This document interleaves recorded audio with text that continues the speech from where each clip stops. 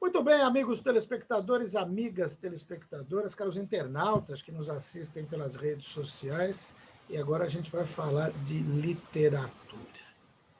E eu vou parafrasear ao contrário o meu grande ídolo da literatura, que é Oswald de Andrade, porque certa feita, com aquela irreverência dele, perguntaram de um livro, e ele não gostava do autor, e disseram o seguinte para o Oswald: o que você achou do livro? Ele disse: não li e não gostei. Eu vou falar o contrário. Do meu amigo Nelson Albuquerque Júnior, eu não li, mas já gostei. Até porque conheço vários dos escritos dele, me deliciei durante essa pandemia, lendo muitas coisas que ele escreveu bonitas, e o lançamento desse romance de ficção de estreia, que é O Resto de Rainha. Eu estou louco para receber esse livro aqui em casa, porque o release, o material de divulgação já me deixaram querendo saber tudo o que acontece. Mas quem vai contar mais é ele. Nelson, muito obrigado por me conceder o prazer dessa entrevista. Oi, Joaquim, eu que agradeço. Muito obrigado. E já começo com uma grande responsabilidade, hein? Já cita um grande autor, já fala que gostou do livro, já a responsabilidade aumentou agora. Eu inverti a ordem do Oswald, porque o Oswald de Andrade é uma figura fantástica, né? Eu tenho um livro aqui de uma das mulheres dele, que tem uma jornalista famosa, está aqui, ó. Pagu, Vida e Obra.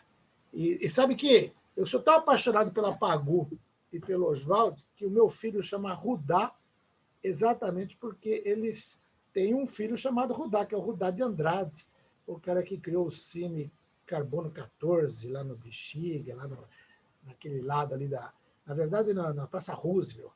E eu sou muito apaixonado. Mas vamos falar do Resto de Rainha, porque, pelo que eu li, essa história do Rui Marino, né, o teu personagem aí do livro, tem tudo a ver com essa época de pandemia. Você se inspirou nesse momento de reclusão que a gente vive, de isolamento. O isolamento dele é um pouco diferente, mas você aborda algumas pandemias. Me diz aí, você pegou a inspiração nesse ano que a gente está aí parado para produzir essa obra? Então, na verdade, Joaquim, essa história começou em 2016, então, antes lá da pandemia. Mas eu tive um intervalo, um hiato aí que eu precisei parar de escrever por conta de trabalho, uma assessoria de imprensa que eu peguei em 2017, fiquei 3 anos com uma atividade muito intensa e não consegui terminar o livro. Mas aí, na pandemia, em 2020, eu trabalhando no home office, então à noite eu estava tranquilo, mais inteiro para voltar a escrever. Então, eu retomei a escrita em 2020. Faltavam aí, vamos dizer, uns 30% da obra para terminar.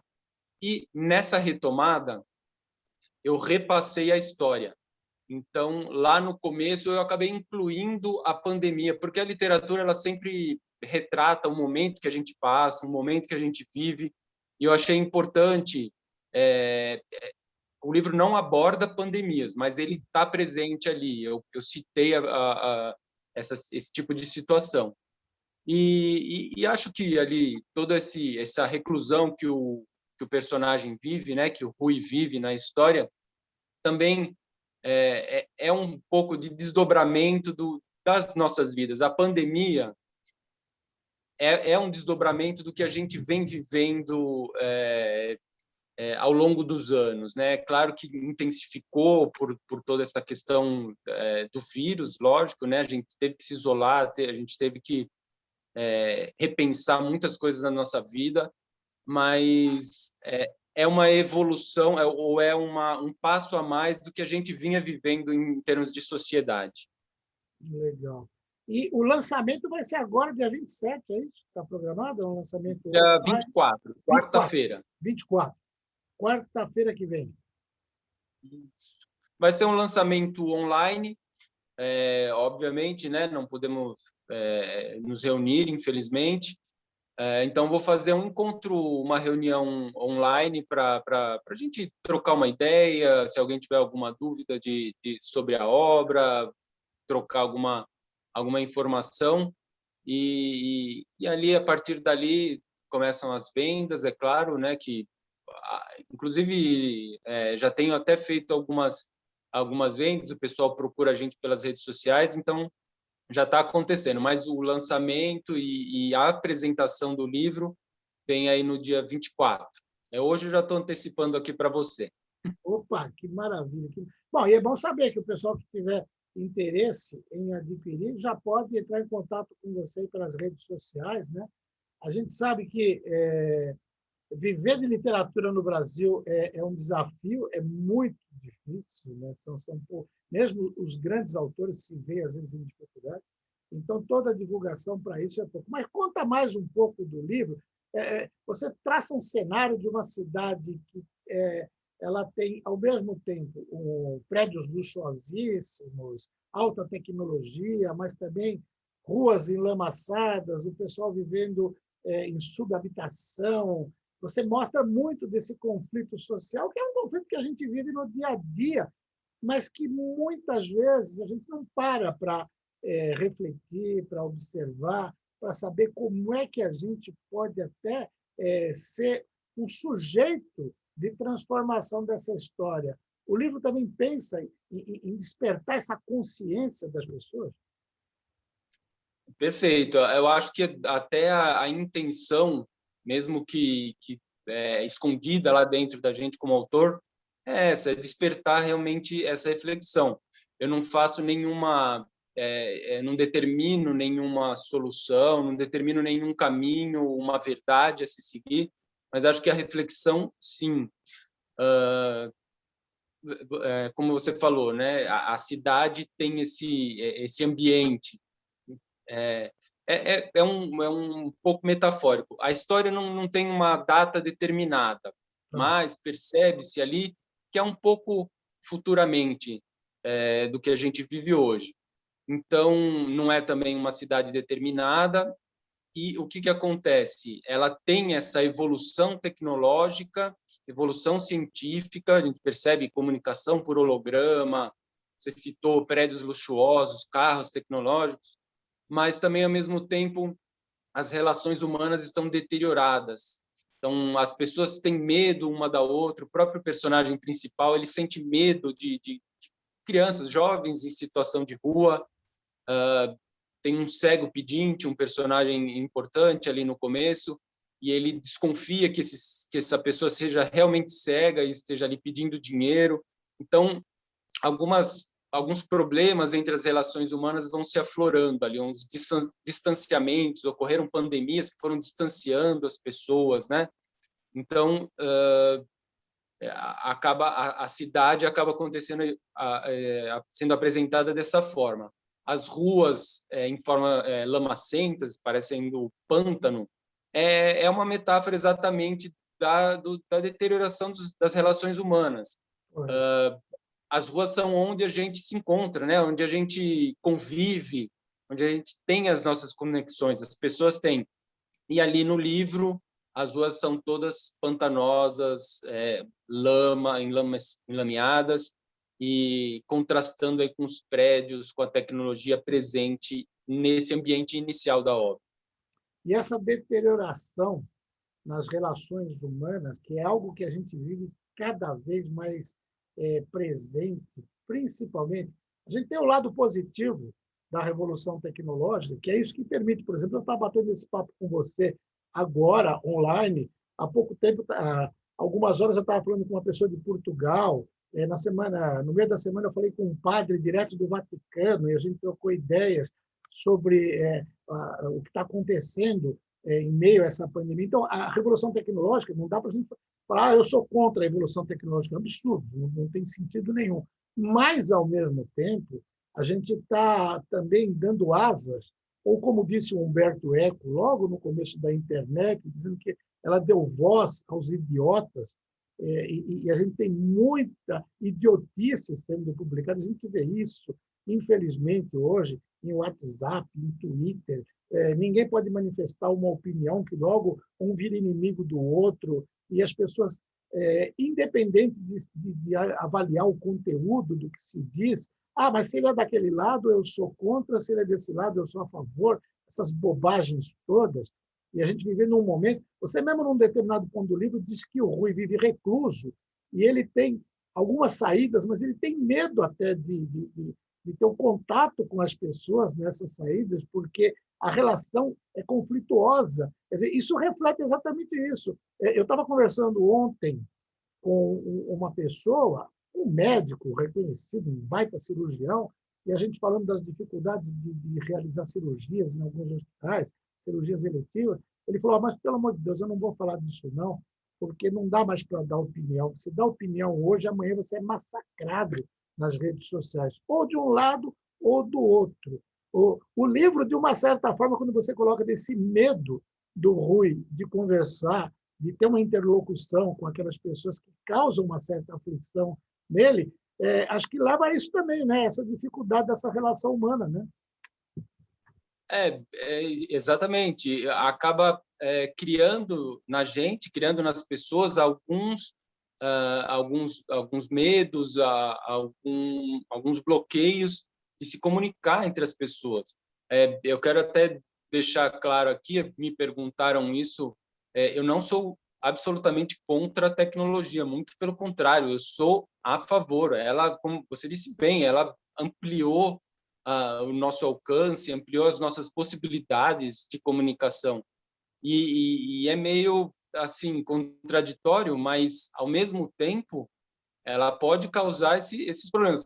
Até porque, por exemplo, a gente fala no Japão, surgiu a sociedade 5.0, uma discussão a respeito da sociedade 5.0, que é exatamente o quê?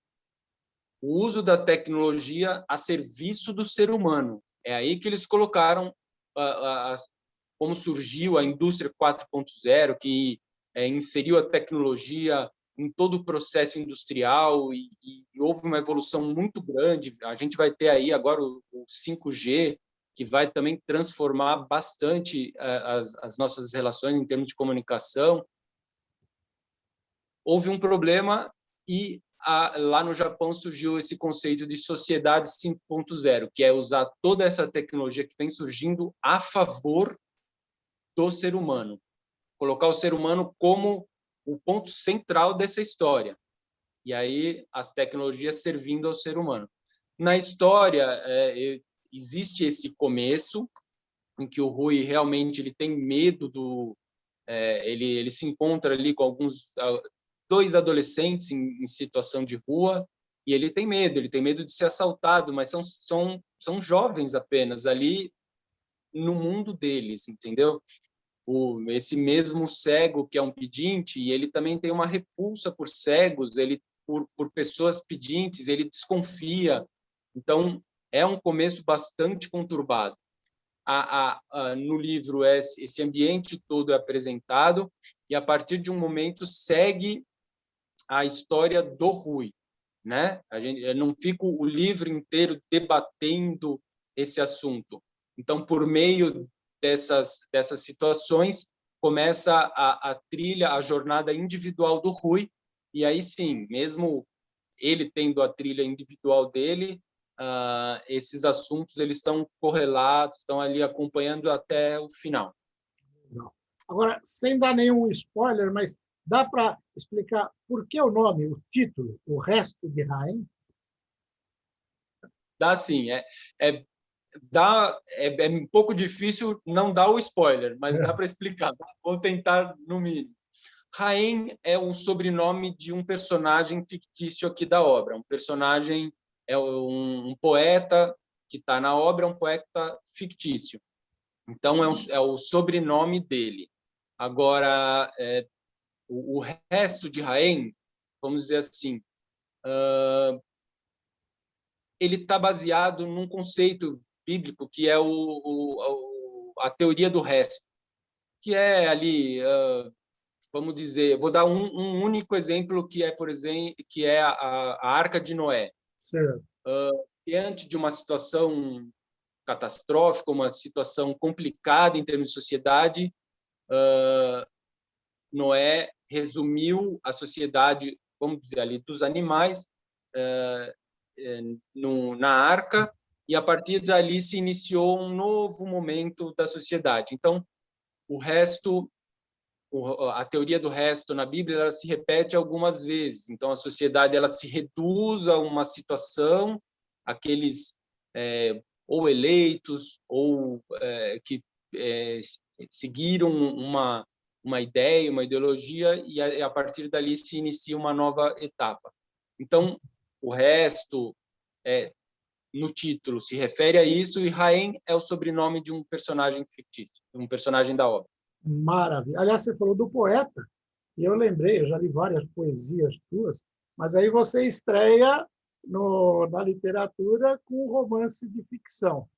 A gente pode esperar também daqui para frente outras publicações, e aí uma coletânea daquelas poesias maravilhosas, daqueles textos fantásticos, contos. Isso aí já está no projeto, acredito eu, né?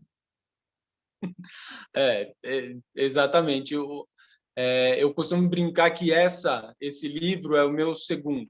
Eu não sei se eu já cheguei a mostrar, essa é a Ainda capa não mostrou, dele. o resto do Rai está aí. Não, né? Sai pela editora Pedro e João Editores. Eu costumo brincar que é meu segundo livro já. Eu estou estreando pelo segundo, porque eu tenho aí uma coletânea de contos, alguns novos que eu estou escrevendo agora, no momento, outros que eu vou revisar, esses mini contos que eu quero reunir também, selecionar e reunir, e é uma obra que eu quero colocar em publicação também. Ah, legal. Eu tenho certeza que os leitores vão adorar, porque eu já tive a oportunidade de ler alguns, já comentei com você, já são contos maravilhosos e que nos dão muito prazer com a leitura. Bom, você sabe que o tempo de televisão é curtíssimo, mas vamos falar, quem quiser adquirir, é importante fazer, pode mandar um e-mail para o resto de Raem, tudo junto, @gmail, é isso? Ou pelo WhatsApp, que é o 11 2376 4869.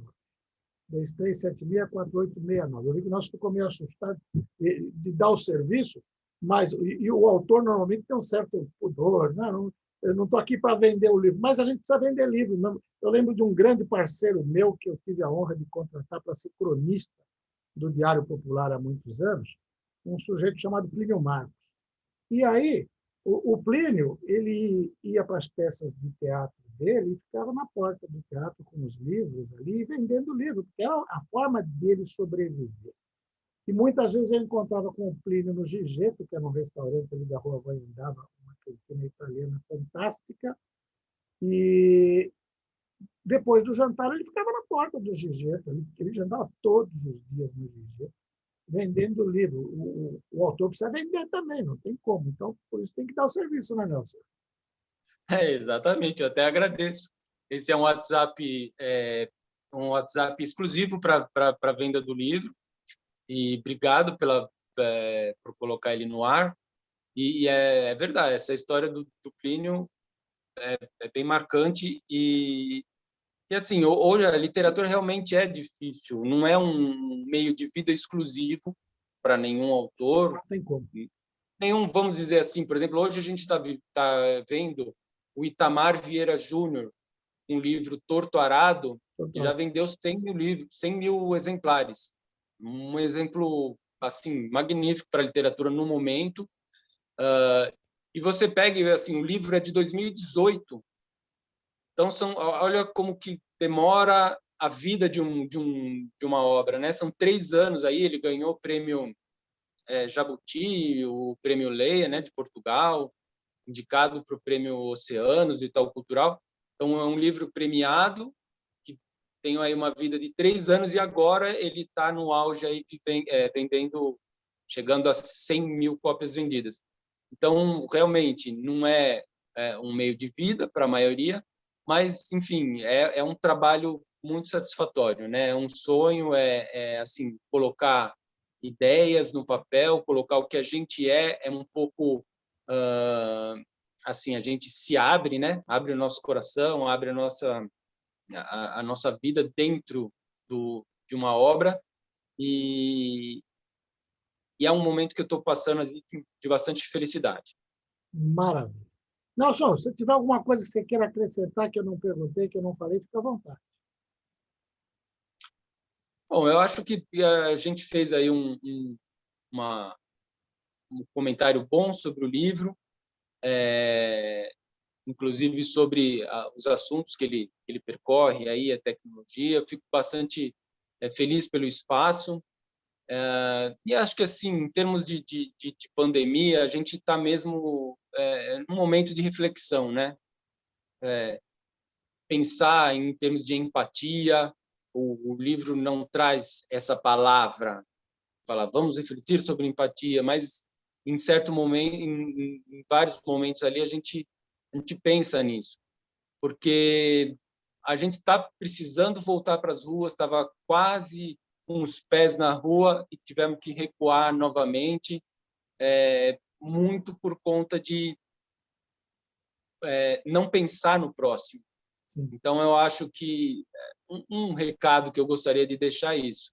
Vamos pensar um pouquinho na vida do outro, não, na gente principalmente, mas isso, pensar na gente é pensar no próximo. Então, empatia, pensar em termos de coletividade, somar é muito melhor do que o embate. O embate ele é importante em termos competitivos, mas ele é um desgaste que, às vezes, o resultado não é uma vitória para todos. Então, eu tenho essa forma de pensar e, enfim, em termos aqui na nossa conversa, eu agradeço mais uma vez, Joaquim, pelo espaço, porque espaço para literatura também é sempre pequeno, né? É verdade. Eu é que agradeço a oportunidade de poder. Então, dia 24, 19 horas, é isso? 24, 19 horas, por esse mesmo WhatsApp, eu vou fazer uma reunião virtual por Google Meet ou Zoom, e eu vou conversando com as pessoas. Quem tiver interesse, eu mando o link na hora e vou fazer esse convite para a gente bater um papo. Então, o WhatsApp, só lembrando aqui, é 23764869. Né? Quem estiver fora de São Paulo, 11 23764869. Com certeza, muita gente vai querer participar, discutir, conversar. E obrigado pela entrevista. A gente vai falar mais vezes. Muito obrigado, Joaquim. Um grande abraço. Outro, Nelson Albuquerque Júnior, autor de O Resto de Raim, falou com você.